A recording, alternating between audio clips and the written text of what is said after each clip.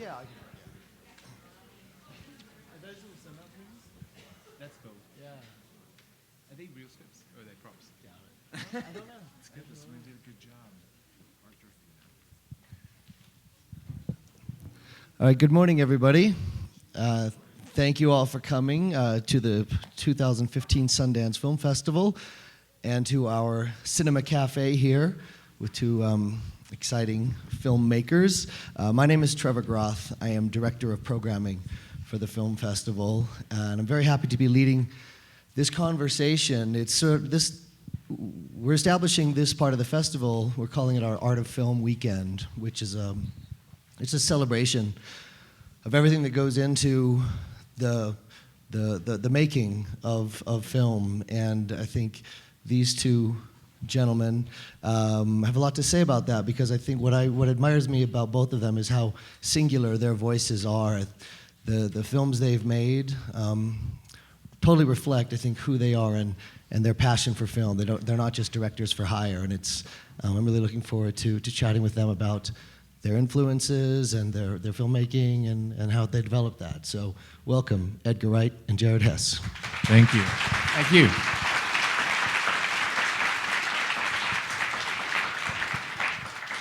So Edgar, we were just talking in the green room. I didn't quite make the connection that 2004 was a big year for both of you, which is when your films both really sort of like crossed over into worldwide acclaim. And do you want to talk about maybe a little bit about your background, sort of where you're from originally, and how you sort of first started to fall in love with movies and how you kind of started making movies? I want to start with you, Edgar.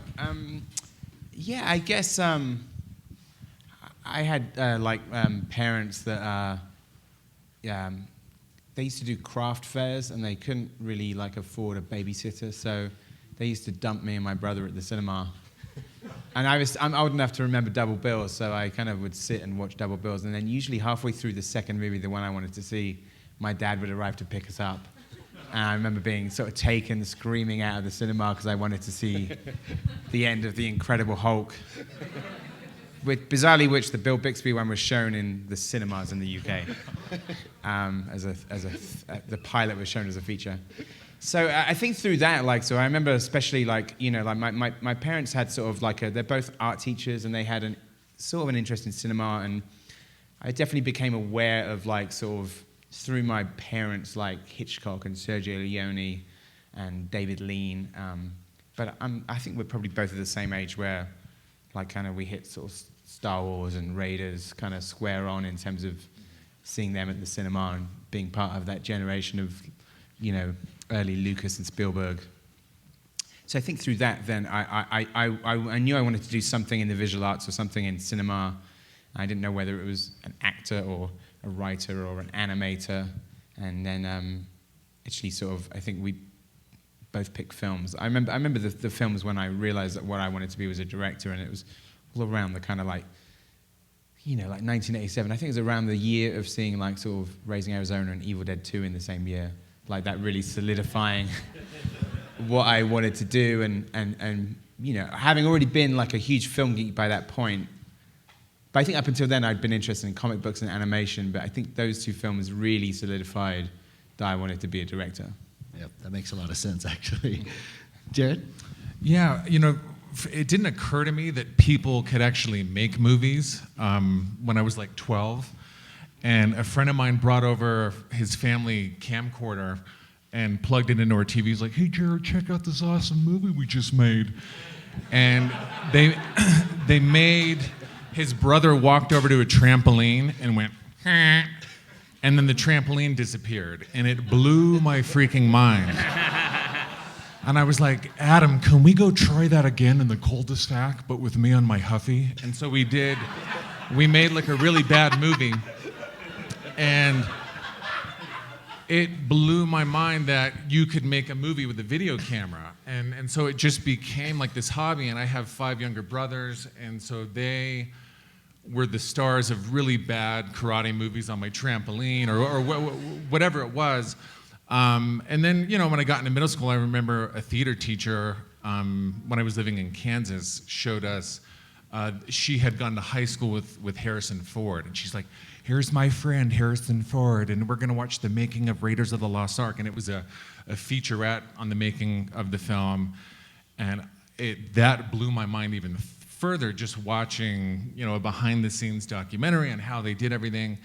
And then for Christmas, my mom got me the making of Star Wars, like the magic behind George Lucas, and watched that. And then I was like, crap, I think I want to be a visual effects supervisor. I don't know what that is. But then I started making like claymation stuff and building models, and I went to like a thrift store and bought a buttload of salt shakers and spray painted them black and drilled holes in them and put like a little flashlight bulb in it so I could make like a future city, like in Blade Runner. And I was like filming it in my backyard, and then a fly came over and landed on it and totally threw the perspective off. But anyway, that's where it started for me. And then, and then I got into college, thought I wanted to be a cinematographer, shot a bunch of student films that were completely exposed wrong. And people never hired me again to shoot their student film. But I found that there were things that I wanted to tell, and characters that I wanted to write, and things that interested me. And that's kind of, when I wrote the short script for what later became Napoleon Dynamite, with my wife Jerusha. So anyway, yeah. Yeah, so I guess short films is a way of like you develop your craft, and when you started out just making sort of like home video short films, and then evolved into the one that was the precursor to Napoleon Dynamite. Was that a student film, Peluca? Or? Yeah. It was a student film that I did at film school. Okay, And I had a similar sort of thing. I used to kind of like, it didn't really occur to me that like sort of you could be a director. I kind of just assumed that Steven Spielberg was dropped off by a stork at Universal Studios. And it wasn't really until sort of reading up about it, like sort of, reading about like the Coens and especially Sam Raimi, like sort of, and then later, partly through Sundance, reading about Robert Rodriguez and Peter Jackson doing Bad Taste, and these people who were from outside. They weren't kind of like any, there was no nepotism. They were people from outside the industry just making their start. And of course, most people kind of have to start somewhere, and most people start without any connections in the industry.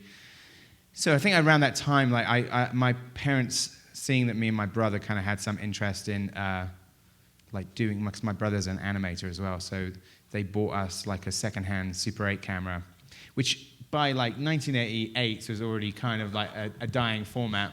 Couldn't afford a video camera, so I had to start on Super 8, which was really great, although if anybody's actually shot on Super 8, it's actually not that cheap. Like the cartridge is like £15, like $30, like each kind of cartridge and stuff. So I started making things on Super 8, and I made like shorts with my friends at school, probably very similar to your backyard epics, and maybe a similar thing as well. Like we're from sort of other sides of the ocean and stuff, but like I think being kind of like out in the sticks to some extent, you kind of like it forces you to be more sort of escapist. So I wouldn't really make anything that was like in my small town. They would be like westerns or superhero films or kind of cop movies. So and basically then how I got my kind of started to get my break is that I'd made this Super 8 animation film, and I won like a competition on TV when I was 16. The YouTube clip of it is out there. It's if you want to see me at age 16. But and I won a video camera. What's it called? It was a show called Going Live, which was a Saturday morning kids show, and I entered a competition for this thing called Comic Relief, which is this Richard Curtis has this charity. So actually, weirdly, he was one of the judges. I didn't meet him then for like another 15 years or something. But what was the short called? It was called I Want to Get Into the Movies. But it was about wheelchair access in cinemas and the fact that there were no like. It's not supposed to be funny. This is a deadly serious film. It was about wheelchair access, like, because at the time, like a lot of places they do now, but a lot of places didn't have like ramps and stuff. So that was what it was about. And so then when I had the video camera, then my films started becoming like massively longer. Like then I would be making hour-long kind of films, or with my friends at school, which is something, I don't know, do you but you've kind of, I guess that you have like worked with, like in Napoleon Dynamite, some of those people were your school friends, correct? Or college friends? Yeah. We shot it. You mean the cast? Yeah. Yeah, they were, met John Heder at film school, and the guy that plays Kip, Aaron Roll. And then the farmers in the film were people that I worked for growing up. I was going to say, it's something that I kind of miss sometimes. One of the things I miss about making kind of amateur films is working with non-actors. Because it's actually, so there's a real joy to be had in getting a performance out of a non-actor and sort of, making them not aware of the camera, or sort of like finding people who are just funny, who have no aspirations to act, and getting them to be in a movie. I don't know if you ever had this with your films, but it's sort of like a bit of like a Max Fisher thing. I always used to sort of find it interesting of casting people outside your social group. Like making films and like actually having some of the like, you'd have people from maybe your drama class, but then you'd also have some of the tough guys from school in it who would sort of, you wouldn't normally hang out with, but they would be up for being in a movie if it meant they got to be tough on screen. I really liked that. That was an aspect of making movies as a teenager that I loved. And, you sort of ended up, I also figured out that the more people I could get in the movies, the more copies I could sell of the movies. So I think one of my movies has like a cast of 70. That's 70 sales right there. Yeah, at least 70 sales, because all the like aunties and uncles would want it as well. I'm actually curious. Everything that goes into making a film is like there's all of the different elements of the craft, and as the director, like, how important do you think it is to have a sort of a deep understanding of it? Like especially something like editing, which for me is, I think, one of the most crucial components of making a good film. Like, did you guys start off editing your own pieces? And Yeah, definitely. I had, I remember, editing kind of baffled me back, when you're shooting on VHS. I would grab the VCR in our family camcorder, and then I was like, crap, how do I get music on here and blend it with the dialogue? And so I went to Radio Shack and bought this mixer for $50. But the mixer would also pick up a Mexican radio station that was on AM. And so I'd be trying to like mix my film, and there'd be a guy in the background, real faint, like, "Buenos dias, estamos gigante." And I'd like play it for my mom. She's like, "That's weird. Do you hear that guy on your movie?" So yeah, definitely. You always start like, and I remember one time like, once I discovered that you could like edit yourself into stuff, I tried to edit myself into the cantina scene in Star Wars when I was like 13, and I stood up against a wall with like a really bad like cyborg earpiece and like a cloak, but I didn't realize that like if you couldn't. They'd figured out a way where you couldn't dupe those tapes. So those sections were always really bad at the cantina, and then it would be me, standing there, and that sound would be way off. But yeah, for sure. Would you do crash editing? Like, would you get those like rainbow lines on every edit? Oh yeah. It was terrible, and I couldn't figure out. I'm like, how do they do it so good for real movies? But I didn't even figure out a mixer. I used to, when I make things on video, you couldn't, like, I was trying to figure out how to get music on it. So what I would do is get the actors from the film around to my house, get like like the Ennio Morricone, like Fistful of Dollars soundtrack, put the needle on the record, press play, and then we would loop the film again live. So it's a very laborious way of doing it. And maybe have like a crisp packet, like a packet of chips for Foley.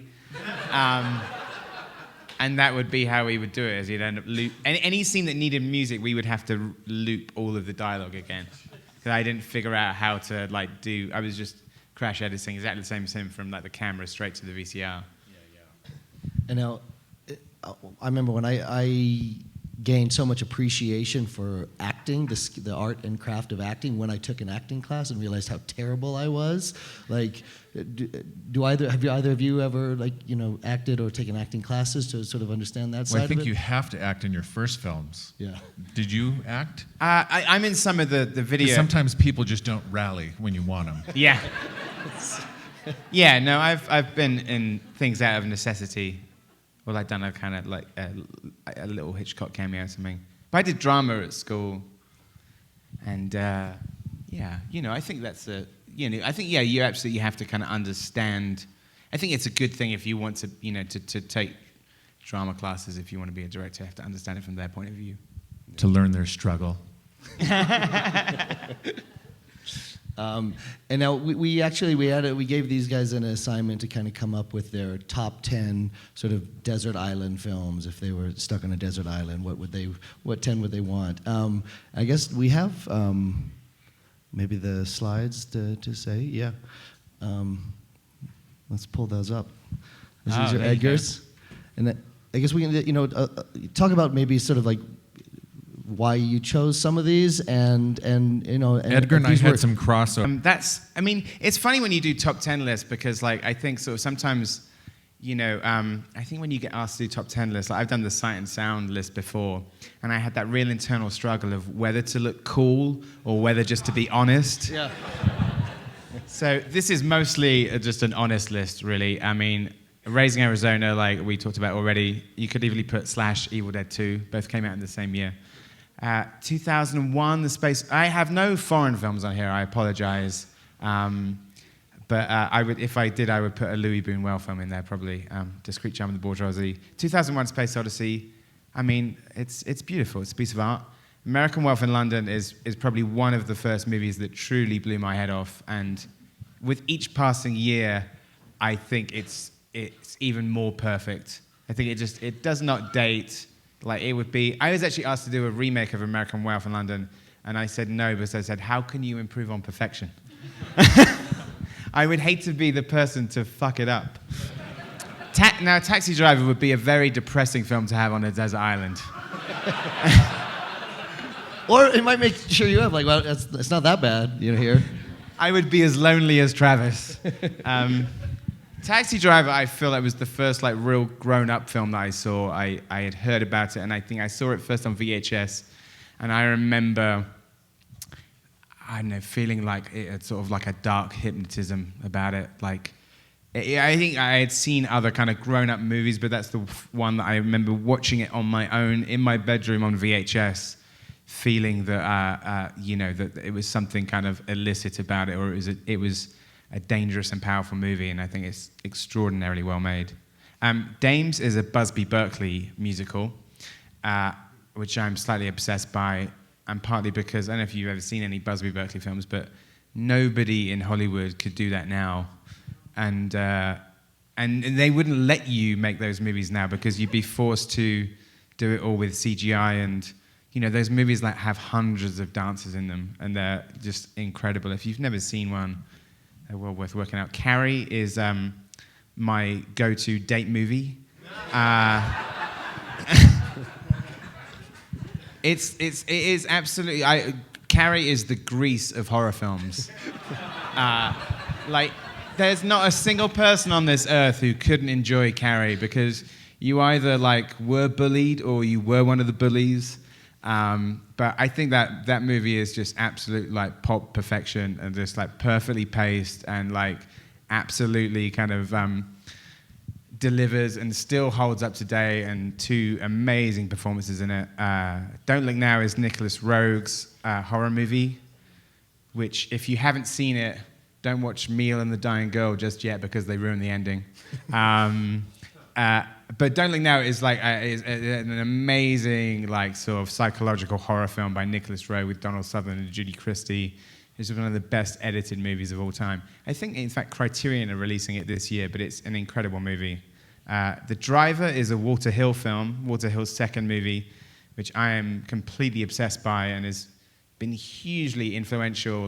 Walter Hill is a director that doesn't get enough love these days, and it's a really great sort of one of the first like neo-noir films, and big influence on like Michael Mann, the Coen brothers, really like spare and funny and action-packed, and I love that movie. Bugsy Malone, Jared said to me earlier, he goes, you're the only other person I know who's seen Bugsy Malone. Has anybody else here seen Bugsy Malone? Yes, good. Bugsy Malone is a gangster musical entirely starring kids. When I was 8, I didn't actually realize the joke of the movie. I just thought maybe they were, I didn't realize that it was supposed to, I just thought, oh, that looks so cool. I mean, it's one of those movies that you want to be in it. Yeah, you want the weaponry in that film. The guns that shoot these like globs of cream at people. It's got an amazing... There's a link. What is the link between Bugsy Malone and another film on this list? Yep. Yes, but here's the amazing thing. If you've seen Bugsy Malone and Taxi Driver, Jodie Foster rapped Taxi Driver, and 3 weeks later she was shooting Bugsy Malone, which is incredible. But Bugsy Malone also has an amazing score by Paul Williams, who is like an Oscar-winning songwriter who wrote The Rainbow Connection on the Muppet movie. He wrote songs for the Carpenters, and he also wrote the score for Phantom of the Paradise, which is probably number 11 on my list. There's a little-known film called Raiders of the Lost Ark. You might have heard of it. It's very good. Jared, you want to kind of go through yours? Fargo, man, and these aren't in any particular order. This is just kind of a brain. Fargo, I mean, freak, Coen brothers. To me, it's just a perfect film. I love the simplicity of the film. The writing is so perfect. I love the ethnographic nature of where it takes place, and that it's in a small town in America. And I just love, to me, it's like when I'm getting ready to do a movie or anything, that's like a film that I love to watch for inspiration. Just the tone of it, the pacing, and all the characters that populate that film are incredible. Goodfellas, man, that's one of the most entertaining, amazing films ever. To me, I mean, that's a film that's got like 10 scenes in it that I think are just totally inspirational on every level as a filmmaker. Swiss Family Robinson, this is where I took the desert island list literally. There's a lot of good skill sets that if you were on an island that you would want to have. Trapping and domesticating wild beasts would be important. Tree houses, how to defend yourself against pirates. But I love that movie. It's a guilty pleasure. It's one that you can watch with anyone. It's fantastic. And Edgar says he's never seen it, which I was surprised about. So, Gates of Heaven, Errol Morris's documentary. I saw that for the first time in film school, and it absolutely blew my mind. Everyone for those that haven't seen it, it's a documentary about pet cemeteries and the people that run them. And it's one of the funniest, most incredible slices of life I've ever seen.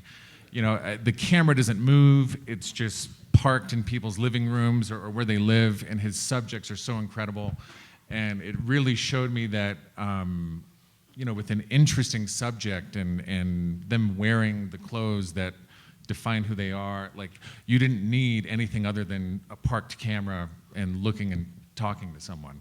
And aesthetically for me, and even just the comedic timing, the editing, he cuts out on some of the funniest jokes. There's a part in it where this guy's wife is talking about their beloved dog that died, and at the end of it, she can't remember a word, and he goes, neutered, and it cuts right after that. And it's one of the funniest things I've ever seen. But the whole film is just full of amazing subjects, and really inspired, for me, the aesthetic of Napoleon Dynamite and the way that film looks. Bill and Ted's Excellent Adventure. These middle three here are ones that, as a kid, I mean, were probably the most watched films in my home with my brothers. Saw Bill and Ted's, that was the most quoted movie. My parents hated us because we were always like, you know, quoting it all the time. UHF by Weird Al. I wasn't a Weird Al fan. I didn't even know who he was, but I saw it at the theater and I was convinced it was the funniest movie ever made. and it still holds up to this day. It's a very funny movie. I showed it to my son the other day. He's like, yeah, it's a pretty good show, Dad. The 80s BMX movie Rad, directed by Hal Needham, the famous stuntman and film director. I don't know why that gave me inspiration to live another day every time I watched it. The final BMX sequence where he wins. It would bring me to tears even as a kid. I told my brother about this list on the drive up. He's like, yeah, I mean, every time I saw that film, Jared, I would just want to go out and build a bigger jump for my bike. But it's got one... Is that the one with Josh Brolin in it? I don't think Brolin is in this one. What's the one that he's in at the same time? Like Thrashing? Oh, okay. Yeah, that's the Thrashing and skateboard Rad. film. Easy to get them mixed up. Sorry. But I have an annual call to Jason Schwartzman and his family because they actually produced Rad to try and get him released on DVD. So we should do a Kickstarter because you can't get that on DVD. It's so weird.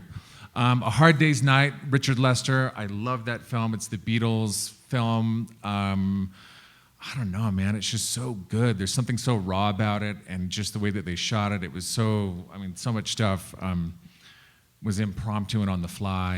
And the first time I saw it, I just loved it. Robin Hood.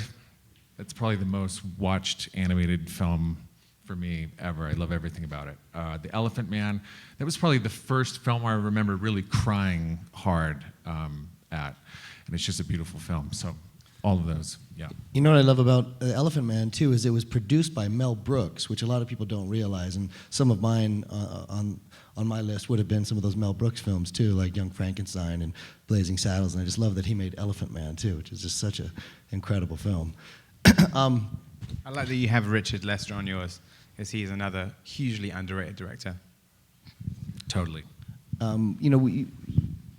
We were sort of like the first generation, although I'm a little older than you guys, but we were to have VHS, available for us when we were young. Like what an incredible opportunity that was for us to have access to films that otherwise, we never would have had a chance to see. Especially like, I think we're all from kind of small towns too, so you don't necessarily have the art houses that they did in the big cities. And now in this age of online, streaming of everything, like, how do you think kids are accessing films the way? Is it the same relationship that we had of they can find anything they want? Do they still fall in love with them the way we do? Do you think? I think it's a different thing now. It'd be interesting to see. I mean, I think when I was a kid, I actually didn't have a VHS until I was like 16. On my sob story, my parents didn't want to buy one; they couldn't afford it. So I went through a long period of like watching things around my older brother's friends' houses, where I would watch kind of like sort of things like DC Cab and Police Academy around at my brother's friend's house. But I did also used to go to, this is really sad, I used to go to video libraries and just look at the covers. With a tear coming down your cheek. And what's funny, and usually those movies, like if one of them comes up again, like sort of it comes around, if it's a film that I didn't see at the time, I'm sort of still excited to see Zone Troopers. Even though I know it's probably not that great. But one thing I think it probably does change things is that, I don't know if you agree with this, is that most of my watching was completely dictated by what was on TV late night. Mm-hmm. I had one cinema near me that only showed mainstream things, and eventually when I got a car, I could drive to a city, Bristol, that had an art house cinema. So it kind of narrowed my choices. But like because of that, I think nowadays where you can kind of access anything anytime, I don't know whether people of a young generation have the patience to sit through a bad movie in case there might be a good scene.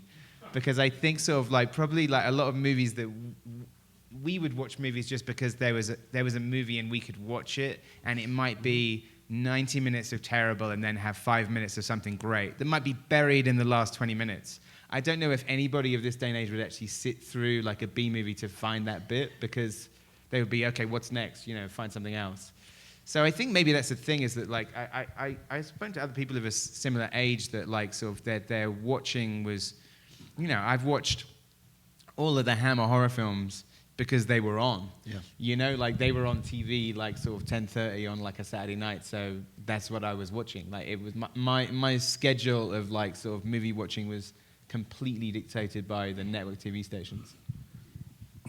did you sort of mature content at a younger age too? Like, because I remember like my parents got HBO and Showtime when I was 7 or 8 or something like that, and I don't think the word was out there that the late night content was something maybe not for kids. I would sneak out of my bedroom and watch, like I remember it was like 7 or 8 watching Straw Dogs, and just like being traumatized, but still, but falling in love with the movie, And I'm so happy my parents let me watch those, probably at too young of an age. Like, did you watch everything at a young age? We didn't have HBO because my mom thought it was evil. But I did, there was a drugstore in I lived a lot of my high school years in Preston, Idaho, where we shot Napoleon Dynamite, and the drugstore would have this like bargain bin full of like the crappiest movies ever. But sometimes I'd go digging through it trying to find awesome ones, and there was this one, like you looking at the pictures, the covers, called Supervan, and it had the raddest illustration of like almost like an A-Team van, but it had like little jetpack boosters on it. And I was like, this looks sweet, and I bought it. Had some friends over, and it was the lamest. It was like a B. Roger Corman booby movie. It had no flying van in it at all. But anyway, I don't know where I'm going with that, but like for me, it was, there was a video store in town called Adventure Time Video, and everything was categorized by actors. So you could go, it was so strange. So I would like watch everything that Charles Bronson had ever done, good or bad. For me, the video store was, And what about film festivals? When was the first time you were sort of aware of, film festivals, and did those help shape your sort of, your love for film? I don't think I went to like a festival until I moved to London, like about 20 years ago, like sort of after art college, and I went to the London Film Festival. But no, up until then, I think I'd read about Sundance. I was thinking about it the other day. I think maybe the first time I really became aware of Sundance was reading about Reservoir Dogs in The Guardian, and thinking, oh, I got to see that movie, But I didn't, I think, in terms of like sort of, it wasn't until I could kind of like go to an art house cinema like sort of 20 miles, 30 miles away. And I remember when I first got my car, the first thing I did was get to this art house called The Watershed and watch Delicatessen, Barton Fink, Henry Portrait of a Serial Killer. Like feeling like that now I was completely in charge of my sort of schedule of watching. And it wasn't. And then when I went to art college, they had sort of a library where they taped things off TV, or they had some kind of sell-through videos. And that was when I really started watching like sort of world cinema. Yeah. And and it's interesting where, I mean, I think I don't know whether you feel this, where you have seen the films that have been influenced by world cinema before you've seen the original movies. Like I had seen all the Monty Python movies before seeing an Ingmar Bergman movie, and that would be like, oh right, like, yeah, totally. I see where Holy Grail is coming from. So, and there's an interesting thing. I always think that sort of a lot of kind of, for me, a lot of genre films, whether it's comedy or horror, would be a jump into something else. Like it wasn't that big a jump to go from Dario Argento to Bernardo Bertolucci, especially since they even worked together, So I would always keep branching out in terms of, like, I like the Sergei Leone movies, and that like made me look at other kind of world cinema and stuff. So, but I didn't really go to like maybe I went to Cannes like in like 1995, but Cannes is not, if you've ever been to Cannes, it's not like Sundance. It's not something where it's really easy to get into films. Yeah. You can easily just traipse around the streets of Cannes for like a week without seeing a single movie. Yeah. The first time I did learn about this festival, or really any film festival, was we did in our cable package at home get the Sundance channel and like the independent film channel. And I remember they started doing coverage. I'm like, what? That's in Utah? You know what I mean? Had no idea. I was like 15 or 16, and but also they would show like really amazing, European films and films that I never would have been exposed to. And I remember one day Through a Glass Darkly by Ingmar Bergman was on TV, and I was like, what is this? But it just, every frame was like so important and incredible. And I jumped into like the middle of the movie So that was even weirder. But it totally exposed me to this whole different element, you know what I mean? And those channels were doing that, but now, you know, it's like Netflix, you watch one thing and it recommends 10 other things, and so you can go down a rabbit hole pretty. If you had to remake a movie, or if you were offered to remake a movie, which one would it be, and maybe like reasons why, and what you might do? It's a tricky one because I mean I've been asked to remake a lot of films, and usually the ones that I mean, if you love a movie, unless there's one of my problems with a lot of recent horror remakes is that they don't really update them for the time that well. Like, some of my favorite movies are horror remakes, like John Carpenter's The Thing and David Cronenberg's The Fly and Philip Kaufman's Invasion of the Body Snatchers. A lot of the recent ones don't really do anything with the time, and they just seem like, you know, flashier camera work and CGI. So I don't know. Like, it's like, you know, I've been asked to remake one of my favorite films, and I passed on it because I just thought I have nothing else to add. It's usually something if you thought there was a film that was flawed. Yeah. Like, I tell you a movie that I thought, and it probably you couldn't do it now because of the Hunger Games, but a film where the book was great and the film was not great would be The Running Man. Like, Stephen King's The Running Man novel is fantastic and completely different from the movie. And so when I saw the Schwarzenegger movie, I thought, oh, this is terrible. They really screwed up that book.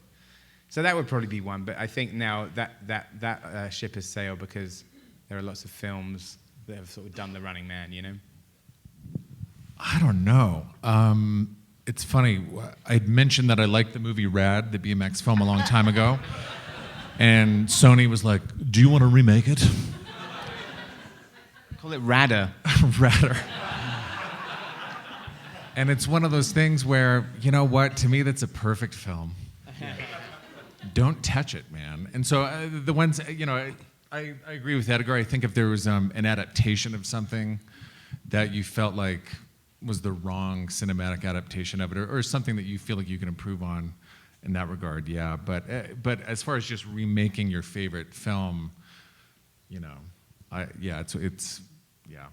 There's enough movie karaoke at the moment. We don't need more.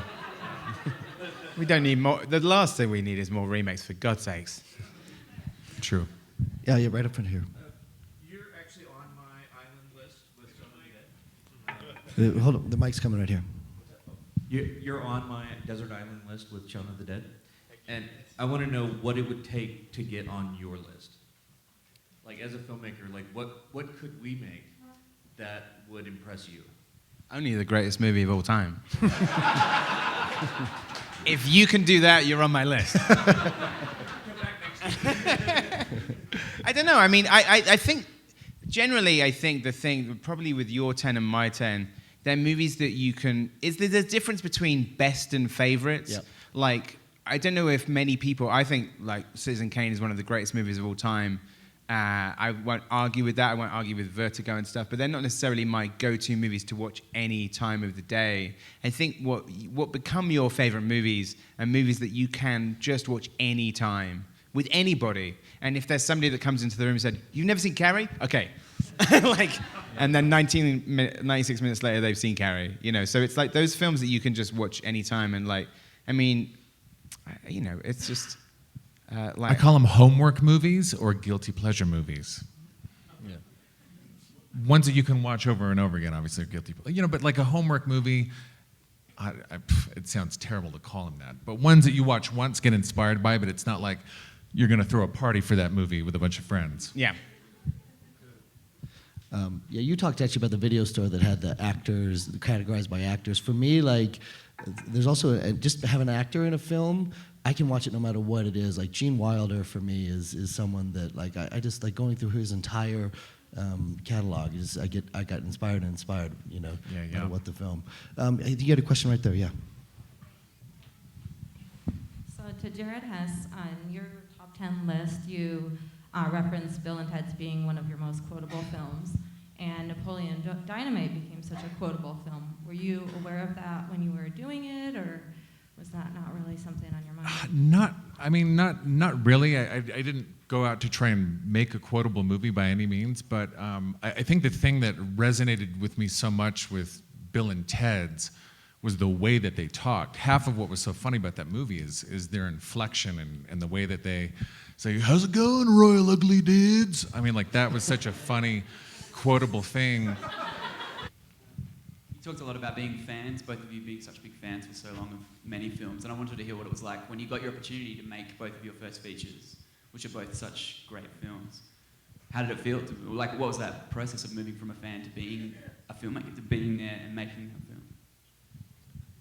I don't know. I mean,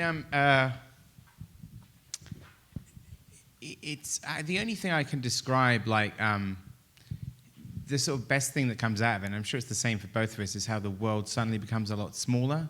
Like, I think sort of one of the nicest things about, doing Shaun of the Dead was getting to meet my favorite directors who liked my movie. And, and after having been in a sort of the other side of it where, kind of, I might meet my favorite director in the street and be trying to press a short into his hand, and it was actually sort of realizing that the best way to get out there is just to sort of, through your own work, is that you kind of make an impression through your own work, and then that's the beautiful thing about it. So that's amazing to me, is that, like, sort of, I got to, through Shaun of the Dead, I got to meet Sam Raimi, like, sort of, or I got to meet Quentin Tarantino, and so that's just, like, the most beautiful thing about it. Is amazing, is then it's like, sort of, like, then they want to talk to you about your work, and then you go, no, Reservoir Dogs. So, or George Romero, like, that was one of the first people who saw Shaun of the Dead was George Romero. We sent it to him, and he watched it in a cinema in Florida. He was on holiday, and one of the funny things about it, he watched it on his own, but he watched it with a security guard from Universal, as if George Romero would pirate our movie. Probably the one person entitled to take all of the profits. Another question? Yeah, right up here. They're coming right behind you. Hey, my question's almost, it's kind of an extension of that one, but looking back on your films, your breakout films from 2004, what would you say is just maybe one lesson learned to a director doing their first time feature? Oh, man. Lesson learned. Dang. I think, and I told this story at the shorts program thing. I had to talk to the short filmmakers this year. It's funny. I remember, when you're doing short films, I kind of feel like that's when your true voice as a filmmaker comes out. There's no financial pressure. There's not a lot at stake. You know what I mean? And once you make the leap into doing a feature, it costs a lot of more money. You need more people to pull it off on your crew. So there's a lot of new voices that maybe crowd and can potentially, pollute your creative vision, whether it's in the form of, we need to cast this person because they mean something in a foreign market, you know what I mean, whatever that is. And I remember I'd done the short film starring John Heder, and it was a short black and white 9-minute film. And we had the script, and we were sending that out. We were trying to get a casting director to cast the other roles in the movie. And I didn't know anybody in Los Angeles, and one of our producers had just finished going to school at USC and was like, oh man, we've got this great casting director that is interested in doing the film, read the script, and but we showed him the short film, and he was like, I'm thinking about doing this under one condition: we recast the lead. And I was like, what? You know what I mean? Those producers were kind of pushing hard, like, we got to get this guy, and yada, yada, yada. And that was like, you know what? I can't. This is the character. Like, he embodies the character. This is how I have to make my first film. And I think you just have to, when you're doing your first film, you can't compromise. That's your one chance to really kind of show the world the first time out. And because those compromises are going to come based on resources and other things. But I think creatively, you've just got to stay true to the same vision and person that you were when you were doing short films. Yeah, I think I'd say the same thing. Is you've got to go on your gut instincts, because, you can never, like, make your first movie twice. And you don't want to kind of spend the rest of your days blaming it on somebody else, saying, oh, it would have been good if it wasn't for this. Because ultimately you've got to take everything on the chin, whatever anything sort of that one of the things you have that's a good thing to learn is that whatever the problems are with the film, you have to take responsibility for that, and you will in reviews, and you will and you have to. And so with that in mind, then just don't forget like sort of your passion and your gut instincts and what you want to do, because at the end of the day, you cannot blame it on anybody else. It's great advice. Yeah, right back there. Hi. Television has kind of been exponentially evolving as far as its like narrative potential. So with that in mind, I was wondering, do you see yourself always staying on a particular side, the film side of the industry, and if so, why would you, because filmmakers and actors move back and forth more and more these days. Like you had your TV show, right? Yeah. We did. My only experience in television was we did 2 years ago an animated Napoleon Dynamite series on Fox, which was so much fun to do. Was able to work with a lot of my favorite writers and people that have worked on The Simpsons and Futurama, and it was a really fun experience. And I think, I think as a film director coming from the feature world, I find myself wanting to really be involved. There's a lot more people working in TV, and I think as a creator you can do a lot, but it takes a lot of time, and it's like a long commitment. And I guess for me, I find a lot of fun focusing on like a feature. I don't know. Yeah, I feel the same way. I came from TV. I mean, I sort of got my break, after doing... Shaun of the Dead is not my first film, actually. I did a film when I was 20, and then through that, I got working in TV and did that for like 5 or 6 years, and then got Shaun of the Dead made on the back of a TV show that I'd done called Spaced. So but I haven't done any TV since, and I'd like to. One of the reasons, similar thing to Jared, is it's a time, you could go in and shoot the first episode of something, but if you want to make Breaking Bad, that's like 10 years of your life, which is great. I mean, it's Vince Gilligan, like completely, like that's his magnum opus. But it's also, I think similar thing to Jared is like doing movies is that I want to tell this story and then tell a different story. I've never done a sequel to any of my films either because I want to keep sort of moving on. But I wouldn't rule out doing TV in the future. But it's, I think, it's a huge, huge job. Yeah, right there in the back.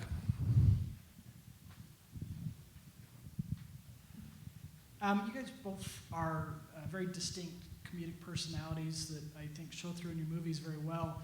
And I'm curious, when you start out to create your movies, do you have in mind kind of that comedic process that you hope to unfold, or do you just find it easier to let it unfold and let your actors kind of take control of that?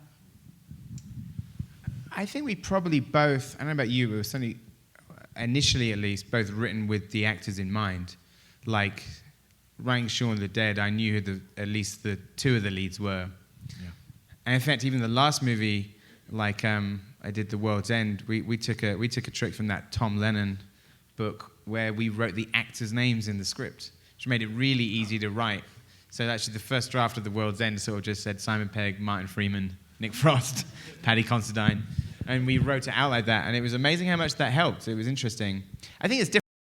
If you know who the actors are, it's a slightly different experience. I don't know, but you must have written with actors in mind. Yeah. I mean, for me, I definitely do, and especially if you know what that actor is really good at and what they're capable of, and I mean, I have so much fun working with people that kind of play against who they are in real life, that can become a new character and put on a different look and a different voice and everything. And yeah, so for me, if I can, I try and involve them early on and let them know what I'm thinking and collaborate a little bit. Yeah. Actually, we do have a clip. There was one film that was on all three of our lists, and maybe we can take a look at that. It's Raising Arizona, which, for me, it was just such a incredibly influential film. And just like that, the sense of humor in that film and the filmmaking collided in a way that I'd never seen before when I saw that. So maybe we can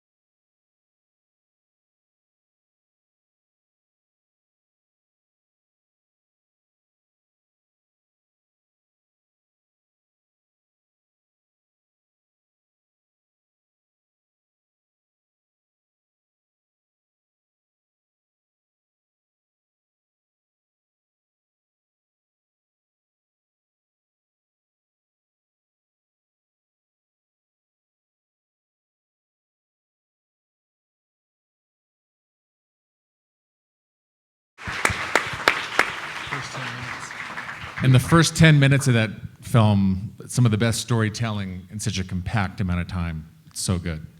I was just saying to Jared that the DP on Shaun of the Dead was the camera operator on Raising Arizona and Goodfellas. David Dunlap, yeah. Yeah, I mean, the lines from that film, I've just incorporated into my life ever since. Like, every time I go to the store to buy diapers, I'd always think, in my head go like, I'll be taking these Huggies and whatever cash you got. Well, unfortunately, we've run out of time, but I just want to thank both of these guys for sharing so much and you very their much. films. Thanks for coming.